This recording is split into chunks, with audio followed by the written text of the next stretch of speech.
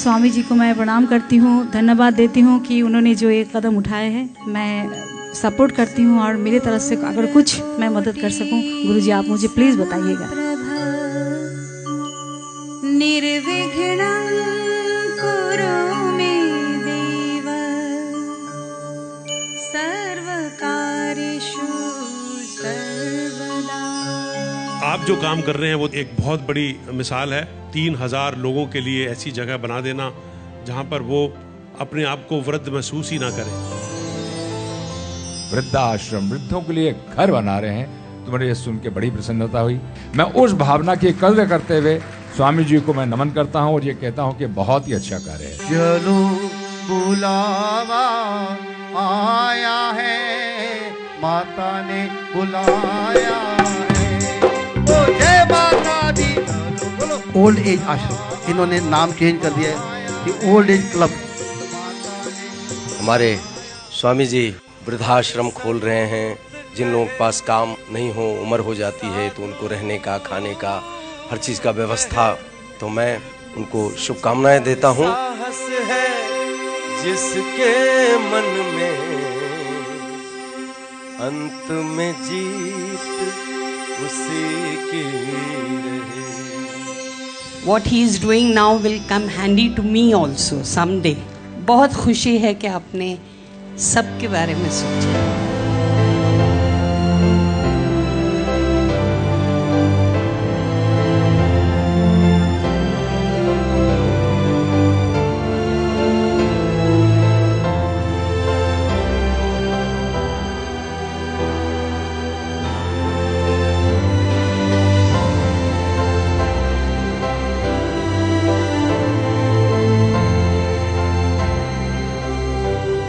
धन्यवाद। इन्हीं शब्दों के साथ अब हम अपने प्रोग्राम को समाप्ति की ओर घोषणा करते हैं।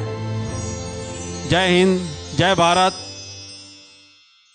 नमस्कार, मैं हूं तृप्ता आर्य। इंडिया 18 में आप सभी का स्वागत है हमारे खास प्रोग्राम खास मुलाकात में। खास मुलाकात में हम उन शख्सियत से आपकी मुलाकात करवाते हैं जिन्होंने समाज में एक अलग ही मुकाम हासिल किया है। इसी सिलसिले को आगे बढ़ाते हुए आज हमारे साथ मौजूद रहेंगे कंबोडिया से भारत आए श्री डॉक्टर गुरुजी कुमारन स्वामी जी, जो आज हमारे साथ खास मुद्दों पर बात करेंगे। गुरुजी, आपका इंडिया 18 में बहुत बहुत स्वागत है। नमस्कार। गुरुजी, सबसे पहले क्योंकि अगर हम बात करें 2020 की, बहुत ज्यादा खतरनाक था पूरे विश्व के लिए। जो निकल गया 21 में आ गया, उसके लिए बहुत बड़ा मतलब कहेंगे बहुत बड़ी अचीवमेंट थी। क्या कहेंगे 21 के बारे में, क्योंकि 2020 चला गया, अब 21 शुरू हुआ है। 21 जो है एक तरह से अगर 21 को जोड़ा जाए तो इसका न्यूमेरिकल नंबर आता है 2, 2, 4 और 1, 5। 5 नंबर बुद्ध का नंबर होता है और बुद्ध जो है भगवान गणेश को प्रतिनिधित्व करते हैं और गणेश सबका मंगल करते हैं। तो 2021 सबके लिए मंगलदायक ही होगा, ऐसा शास्त्रों का मानना है। तो 2020 की जो विकट परिस्थिति बीत गई, वो दोबारा उसकी पुनरावृत्ति न हो, यही भगवान से प्रार्थना है। 2021 सबका मंगल करेगा। गुरुजी, अगर हम कोविड की बात करें, कोविड के अलावा भी जैसे यूके में, यूएस में अलग अलग तरीके के वायरस निकल के आए, लोग बहुत ज़्यादा परेशान हैं कि 21 में इस वायरस का प्रकोप कब तक रहेगा। आप एक ज्ञाता हैं, बहुत ज़्यादा जानकारी आपके पास रहती है। अगर हम बात करें ग्रहों की, क्या बताते हैं ग्रह के हिसाब से 2021 में मार्च तक ये जितने भी वायरस हैं इनका खात्मा हो जाना चाहिए और हो जाएगा। लेकिन धीरे धीरे इसके प्रभाव को कम होने में पूरा 2021 तो निकल जाएगा, लेकिन कोई आम जनहानि का योग नहीं बन रहा है। तो ऐसा कुछ नहीं है कि किसी को भयभीत होने की ज़रूरत है। भगवान की कृपा है, सब ठीक हो जाएगा। गुरुजी, पूरा विश्व आज इस महामारी से गुजर रहा है। अगर हम बात करें चाइना, आज चाइना इस महामारी से बिल्कुल निकल गया है। वहाँ पर किसी तरीके की कोई महामारी देखने को नहीं। ये भगवान के द्वारा उत्पन्न हुई महामारी नहीं है ना, ये तो मानव के द्वारा उत्पन्न हुई महामारी है। तो प्रकृति और भगवान के द्वारा उत्पन्न हुई महामारी और मानव के द्वारा उत्पन्न हुई महामारी में बहुत फर्क होता है। अगर प्रकृति कोई बीमारी, कोई महामारी पैदा करता है तो वो उसका इलाज करता है, और मानव प्रदत्त क्योंकि मानवता के विनाश के लिए महामारी पैदा की जाती है, तो ये एक तरह से भगवान के साथ भी अपराध है और इंसानियत के साथ भी अपराध है। ऐसा होना नहीं चाहिए। लेकिन फिर भी अगर लोग बोल रहे हैं कि चाइना ने ये महामारी पैदा की, तो इसका अंत होना चाहिए, और प्रभु के नज़र में ये है तो इसका अंत होगा। मार्च आते आते ये सब लोग मुक्त हो जाएंगे, ऐसा कुछ नहीं है। गुरुजी, अगर हम राशियों की बात करें, क्योंकि आपको जैसे हमारी अभी बात हो रही थी, आपने कहा कि काफी राशि वालों को फायदा भी होगा और कई राशियों वालों को सावधानी भी बरतने की जरूरत है। किन किन राशियों पर भगवान की असीम कृपा बनने वाली है? कोई बड़ा अचीवमेंट 2021 में सिंह राशि, कन्या राशि, तुला राशि, कुंभ राशि, इन सब राशियों के लिए बहुत ही सुखद समाचार है और एक तरह से इनकी बम्पर लॉटरी भी लगने वाली है। बाकी राशियों के लिए भी कोई बहुत कठिन की परिस्थिति नहीं है, लेकिन उनको थोड़ी सी सावधानी रखनी पड़ेगी स्वास्थ्य के हिसाब से, और थोड़ी बहुत उनको चोट चपेट का योग बनेगा। बाकी फाइनेंशियल मिला के 12 राशियों की कुंडली 2021 में ठीक रहने वाली है। ऐसा कुछ नहीं है कि किसी को परेशान होने की जरूरत है। अगर हम भारत की बात करें गुरुजी, क्योंकि पूरे विश्व की नज़र अब भारत पर है, क्योंकि वैक्सीन भारत लॉन्च कर चुका है, लगने की प्रक्रिया शुरू हो चुकी है। भारत अगर हम गए आर्थिक, राजनीतिक और विश्व स्तर पर किस तरीके से प्रगति करेगा? देखिए, भारत जो है 140 करोड़ आबादी का देश है, और जिस देश में इतनी सारी पॉपुलेशन है, आबादी है, वो देश स्वतः पर तरक्की करेगा। और हमारे जो प्रधानमंत्री हैं वो भी अच्छा कार्य कर रहे हैं, समाज के लिए भी कर रहे हैं, मानवता के लिए कर रहे हैं। और पूरे विश्व में भारत ने खुद का अपना वैक्सीन बनाया, जो कि एक बहुत बड़ी उपलब्धि है। तो इस हिसाब से आर्थिक रूप से भी और सामाजिक रूप से और स्वास्थ्य के पॉइंट ऑफ व्यू से भी भारत काफ़ी तरक्की करेगा, और आने वाले 2024 तक उम्मीद है कि भारत एक विश्व गुरु की पदवी पा जाएगा फिर से। जी गुरुजी, अगर हम कंबोडिया की बात करें और शिव धाम के आप ट्रस्टी हैं, वहाँ पर किस तरीके का वातावरण अभी शिव धाम में बना हुआ है और किस तरीके की प्रगति उस शिव धाम को लेकर आप कर रहे हैं? क्योंकि आप देश विदेश सारी जगह घूमते हैं, एक अलग ही सनातन धर्म को आपने दिशा दी है। देखिए, शिव धाम की जहाँ तक बात है, कंबोडिया एक आज के डेट में शांति प्रिय देश है और वहाँ पे प्रकृति का निवास है। आज भी कंबोडिया में 2/3 हिस्सा जंगल ही है। तो वहाँ पे जो शिव को हम लोग एक आदि देवता के रूप में या देवताओं के देव महादेव के रूप में स्थापित करने की कोशिश कर रहे हैं, जिससे कि पूरा साउथ ईस्ट एशिया में हमारे सनातन का ठीक तरह से प्रचार प्रसार हो सके, जो कि पिछले काफ़ी सालों से उसको दिशा को बदल दिया गया था। उसको हम लोग फिर से सही करने की कोशिश कर रहे हैं, जिसमें जन सहयोग भी मिल रहा है। हमारे जो बुद्धिजीवी वर्ग हैं वो भी लोग सहयोग कर रहे हैं, और कंबोडिया में ही विश्व का सबसे बड़ा हिंदू मंदिर भी है। ये भी एक सुखद आश्चर्य है। तो हम लोग कंबोडिया में काम कर रहे हैं और आगे करते भी रहेंगे। गुरुजी, सनातन धर्म कहते हैं पूरी संस्कृति का पूरा जोड़ सनातन धर्म में है। अगर हम सनातन धर्म की बात करें, आगे आने वाले दिनों में सनातन धर्म का एक अपना ही अलग जो रास्ता है वो बन चुका है और बना भी हुआ है। अभी जिस तरीके से हमारी बात हो रही थी कि आपने कहा कि आपने सनातन धर्म को लेकर एक ऐप भी बनाया है, जो भी हो उससे जुड़ सकते हैं, अपने व्यक्तिगत विचार उसमें डाल सकते हैं। क्या है वो ऐप? सनातन धर्म एक्चुअली, सनातन जो है एक धर्म नहीं, एक परंपरा है। इसको आप ऐसे समझ सकती हैं कि हमारे जीवन पद्धति में कैसे हमें जीना है ताकि हम लोगों से मुकाबला कर सके, अपने शरीर की बीमारियों से मुकाबला कर सके। तो सनातन धर्म के जगह पे एक हमारे जीवन जीने की पद्धति है। इसको आप एक तरह से जीवन जीने की कला भी समझ सकते हैं। और इसका जो मूल है सनातन का, वो वसुधैव कुटुंबकम पे आधारित है कि पूरा विश्व हमारा परिवार है। उस पर ये सनातन परंपरा हमारी चलती है कि हम पूरे विश्व को उसी नज़र से देखते हैं। जैसे हम आपके आंखों में भगवान की छवि को देखेंगे तो हमारे आतंकवाद का अपने आप खात्मा हो जाएगा।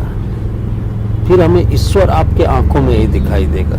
मंदिर में हम जाते हैं तो पत्थर की मूर्त में हम भगवान का एहसास करते हैं। तो इंसान को भगवान ने सिर्फ इसके लिए बनाया कि इंसान सबसे सुरक्षित लगा उसको अपने छुपने के लिए। तो इंसान को भगवान ने अपने फायदे के लिए बनाया कि वो इंसान के अंदर छुप सके। तो हर इंसान के अंदर परमात्मा का वास होता है।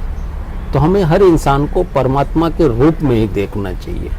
तो समाज में बहुत सारी विकृतियां अपने आप खत्म हो जाएगी। ये सनातन का हमारा मूल उद्देश्य होता है। लेकिन समय समय पे लोग अपने फायदे के लिए इसको अपने अपने हिसाब से डिस्क्राइब करते हैं। तो ऐसा होना नहीं चाहिए।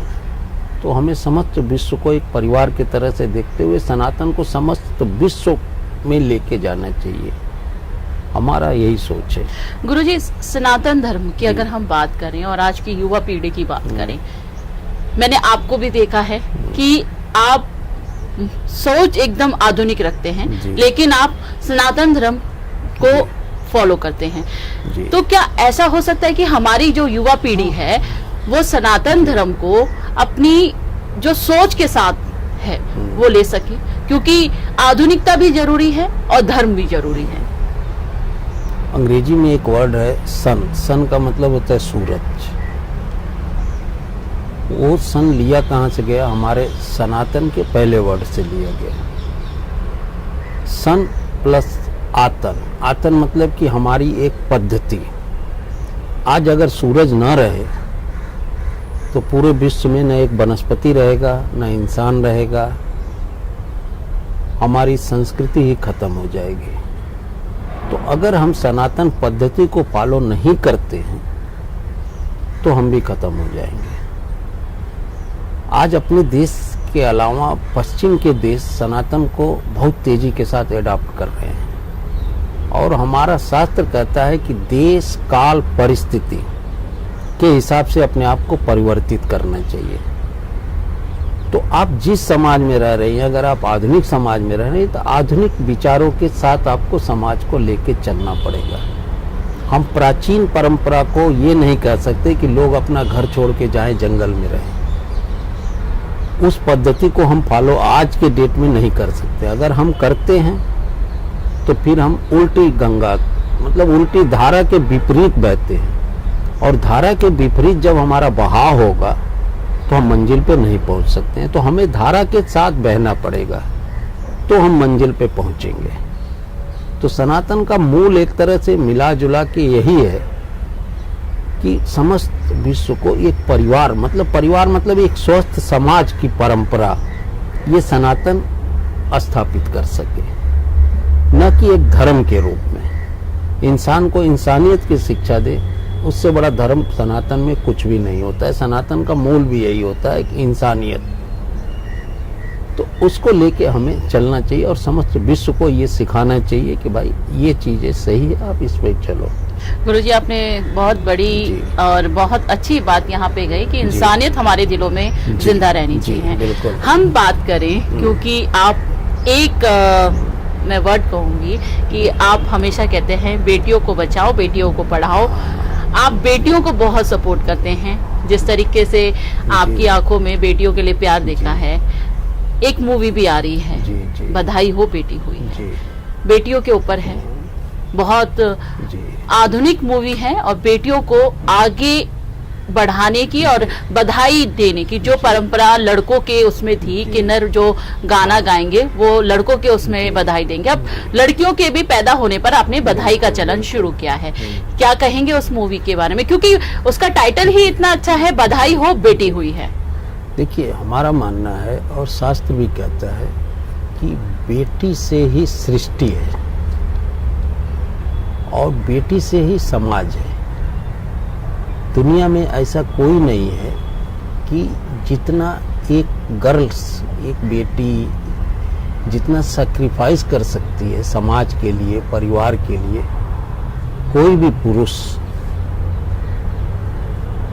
बेटियां ही एक ऐसी होती कि शादी के बाद अपना गोत्र भी बदल देती हैं। दुनिया में ऐसा कोई परंपरा नहीं है कि कोई इंसान अपना गोत्र बदल दे। पहला बलिदान उनका उधर हो जाता है, यहाँ तक कि टाइटल भी अपना बदल देती है। लेकिन दुखद परिस्थिति ये है कि भगवान राम के समय से लेके और आज तक बेटियों को एक बधाई का पात्र ही नहीं समझा गया। बधाई देना तो दूर की बात है, इवन कि किसी के घर अगर बेटी पैदा भी होती है तो उनके जो खास रिलेटिव होते हैं वो भी डर के जाते हैं कि कहीं सामने वाला ये मत सोचे कि हमें ये तंज करने के लिए आया है। ये उनकी मानसिक सोच होती है, प्रदर्शित नहीं करते हैं। समाज का एक बड़ा तबका किन्नर, जो कि 6 करोड़ की आबादी इस देश में है, वो भी बेटी होने के बाद मुंह लटका के चल देता है, बधाई नहीं देता है। तो ये सारी परिस्थितियों को ध्यान में रखते हुए एक बेटियों का उत्सव ये देश मनाए, जो कि 50% आबादी है इस देश में। तो उसको ध्यान में रखते हुए ये एक शुरुआत की गई कि एक लड़की को भी बधाई का उतना ही पात्र होना पड़ेगा जितना कि एक पुरुष अपने आप को लेकर ढोल पीटता है। शास्त्र में सिर्फ स्त्री जात को ही सौभाग्यवती होने का आशीर्वाद दिया जाता है। इसका आशय ये होता है कि एक स्त्री के साथ 100 तरह का भाग्य जुड़ा हुआ है। शास्त्र भी किसी पुरुष को सौभाग्यवती होने का आशीर्वाद नहीं देता। एक नारी रूप अनेक। एक नारी रूप अनेक। तो एक नारी जो है वो माँ की भी भूमिका निभाती है, शिक्षक की भी भूमिका निभाती है, प्रेमिका की भी भूमिका निभाती है और समाज का मार्गदर्शन भी करती है। तो इस फिल्म में दिखाया गया है कि एक अकेली लड़की अपने माँ को खड़ा करती है, पिता को खड़ा करती है, उस ऊंचाई के मुकाम पे लेके जाती है, समाज को खड़ा करती है और साथ में जो सरकार चल रही है उसकी योजनाओं को लोगों तक कैसे पहुंचे, उसका भी उस फिल्म में वो बखूबी लोगों तक पहुंचाती है, जन जन तक। साथ में इसके अलावा जो समाज में बेटियां पैदा होने के पहले ही मार दी जाती है, जिनको भ्रूण हत्या कहते हैं, तो उससे भी समाज को बचाने की कोशिश करती है। गुरुजी, हमने सुना है इस मूवी में कई हजार किन्नरों ने गाना गाया है, उनको रोजगार मिला और काफी ज्यादा उनको काम करने की इस फिल्म में शक्ति मिली कि हम भी एक समाज का हिस्सा हैं। हालांकि समाज से जोड़ने की कोशिश की, ये सच है, ये बात सच है। उनको पूरा एक फुल फ्लैश बधाई का एक गाना दिया गया है कि वो घर घर जाके गा सकती हैं। पहली बार देश लड़की पैदा होने को एक नए तरीके से सेलिब्रेट कैसे करे, वो भी उस फिल्म में दिखाने की कोशिश की गई है। तो एक अच्छी मूवी है, आप लोग देखिए। अच्छा गुरुजी, इसमें सबसे बड़ी बात है कि यामिनी स्वामी जो इसमें मुख्य कलाकार है, यामिनी स्वामी बधाई हो बेटी हुई में हम आपको बता दें कि गुरुजी की पुत्री हैं और इस पर मुख्य भूमिका वो निभा रही है। गुरुजी, यामिनी के आगे बारे में हम बात करें, उनके जहन में ये आया कैसे? और क्योंकि पिता से बात करना एक पुत्री के लिए बहुत बड़ी बात होती है, उन्होंने अपनी इच्छा कैसे व्यक्त की कि पापा मैं ये करना चाहती हूँ, ये मूवी बनाना चाहती हूँ? टॉपिक आपने सुना, कैसे शुरुआत हुई फिल्म की? यामिनी स्वामी जो है वेल एजुकेटेड लड़की हैं, आधुनिक विचारों वाली हैं। तो उन्होंने देखा कि पिछले कई सालों से सरकार बधाई हो बेटी है, ये है, वो योजनाएं चला रही है, लेकिन वो जन जन तक जिस हिसाब से एडाप्ट लोगों को करना चाहिए तो वो नहीं हो पा रहा है। तो वो उनको एक पीड़ा थी एक दिन बैठे बैठे उन्होंने चर्चा किया कि नहीं, हमें लड़कियों के ऊपर कुछ काम करना चाहिए, जो कि आज तक न हुआ हो। फिर उन्होंने स्क्रिप्ट पे मेहनत किया, एक ओरिजिनल जो कि कंसेप्ट होता है वो ढूंढ के लाई। उन्होंने अपने ही स्क्रिप्ट भी लिखा और फिल्म को निर्देशित भी किया और पर्दे पर भी अपने आप को आई। तो बहुत सारी एक लड़की की जो ताकत होती है रियल, वो उन्होंने दिखाने की कोशिश किया। काफ़ी अच्छा सराहनीय कार्य किया है। हमें भी पिता होने के नाते गर्व है कि उन्होंने इतना मेहनत किया, देश को एक नई दिशा देने की कोशिश की है। तो भगवान करें उनको कामयाबी मिले। जी गुरुजी, हम यही दुआ करेंगे कि पिक्चर के माध्यम से लोगों के दिलो और दिमाग में जो बेटी का भय है वो दूर हो, और जिस तरीके से लड़कियों के बारे में कहा जा सकता है कि वो पुरुषों की बराबरी नहीं करती, वो सोच बदले। गुरुजी, चलते चलते, क्योंकि 2021 की शुरुआत है, मैं दोबारा यहाँ पे कह रही हूँ कि 2020 को लेकर काफी डरे हुए लोग, कुछ मैसेज देना चाहते हैं? और 2021 में अपने मन का डर निकालिए, जिंदगी को अच्छे तरह से एक उत्सव के रूप में मनाइए। कुछ भी आपका नुकसान नहीं होने वाला है, इस बात पे पूरी तरह से तसल्ली रखिए। किसी भी चीज़ से डरने की कोई ज़रूरत नहीं है। भगवान ने हर इंसान को अपने रक्षा करने का अधिकार दिया गया है। आप अपनी स्वतः रक्षा कर सकते हैं। आत्मनिर्भर बनिए, आत्मनिर्भर भारत को बनाइए।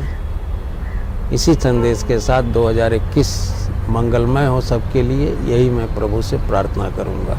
गुरुजी, इंडियाज़ 18 से बात करने के लिए बहुत बहुत धन्यवाद। आपने अपना कीमती समय हमारे लिए निकाला।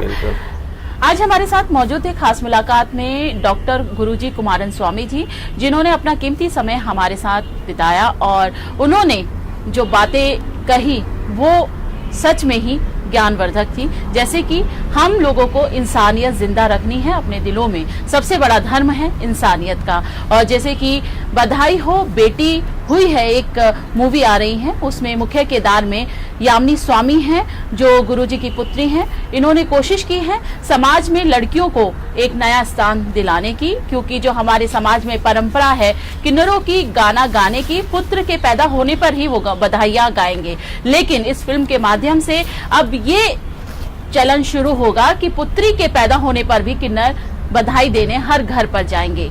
आज के लिए बस इतना ही। आप सब जुड़े रहिए इंडियाज़ 18 के साथ, लेकिन जाने से पहले आप सबको नववर्ष की शुभकामनाएं। नमस्कार।